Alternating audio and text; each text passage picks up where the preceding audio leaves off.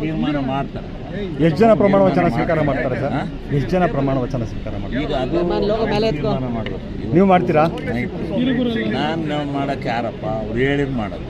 ಅವರು ಮುಖ್ಯಮಂತ್ರಿಗಳು, ಮಂತ್ರಿಗಳು, ವರಿಷ್ಠರು ಎಲ್ಲ ಹೇಳಿದ ಮೇಲೆ ಸಚಿವ ಸ್ಥಾನದ ಕೇಳೋದು ಸರ್ ಕೇಳಿದ್ದೀವಿ.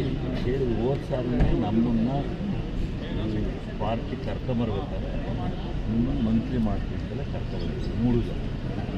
ಭರವಸೆ ಈಡೇರುತ್ತೆ. ಈ ಸಾರಿ ಕೊಡೋಣ ಅಂತ ಹೇಳಿದ್ದಾರೆ. ನಿಮ್ಮ ಜಿಲ್ಲೆಯಲ್ಲಿ ಆಕಾಂಕ್ಷಿಗಳ ಸಂಖ್ಯೆ ಜಾಸ್ತಿ ಇದೆಯಲ್ಲ? ನಮ್ಮ ಜಿಲ್ಲೆಯಲ್ಲಿ ಒಬ್ಬರೇ ಇರೋದು, MLA ಒಬ್ಬರೇ ಇರೋದು. ಸಚಿವ ಸ್ಥಾನ ಪಕ್ಕ ಸರ್, ಕಾಯಂ ಸಚಿವ ಸ್ಥಾನ ಸರ್. ಹಾಗಾದ್ರೆ ನಿಮಗೆ ಹಾಗಾದ್ರೆ ಭರವಸೆ ಈಡೇರುತ್ತೆ ಸರಿ ಅಂತ ಭಾವಿಸಿದ್ದೀವಿ. ಪಕ್ಷ ನಾಯಕರು ಎಲ್ಲ ಪ್ರತಿಯೊಂದು ಉಂಟಾಗ ಪ್ರಮಾಣ ವಚನ ಯಾವಾಗ ಸರ್? ಪ್ರಮಾಣ ವಚನ 3ನೇ ತಾರೀಕು. ಎಷ್ಟು ಗಂಟೆಗೆ ಅಂತ ಸರ್? 4 ಗಂಟೆಗೆ ಅದು ತೀರ್ಮಾನ ಮಾಡ್ತಾರೆ. ಲೋಕಭವನ ಲೋಕಭವನ ಅಂತ ಇದೆ. ಪೊಲೀಸ್ನವರು ಭಾಳ ಇದು ಮಾಡ್ತಾ ಇದ್ದಾರಂತೆ. ಈಗ ಏನಾಯ್ತು ಅಂದರೆ ಇದು ಭಾಳ ವರ್ಷದಿಂದ DK ಅವರು ಆಗ್ತಾರೆ ಅಂತ ಕಾಯ್ತಾ ಇದ್ರಲ್ಲ, ಜನ ಉಚ್ಚೆತ್ತಿ ಬರುತ್ತೆ.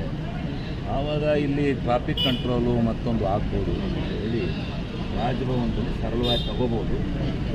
ಆಮೇಲೆ ಜಿಲ್ಲಾವಾರು ಹೋಗಿ ಎಲ್ಲರಿಗೂ ಯಾರು ಅಭಿಮಾನಿಗಳಿದ್ದಾರೆ, ಕಾರ್ಯಕರ್ತರಿದ್ದಾರೆ, ಮುಖಂಡರಿದ್ದಾರೆ ಅವ್ರಿಗೆ ಇದನ್ನು ಸಲ್ಲಿಸ್ಬೋದು. ಜೊತೆಗೆ ಮೊದಲ ಹಂತದ ಸಚಿವರು ಏನೋ ಪ್ರಮಾಣ ವಚನ ತಗೋತಾರೆ.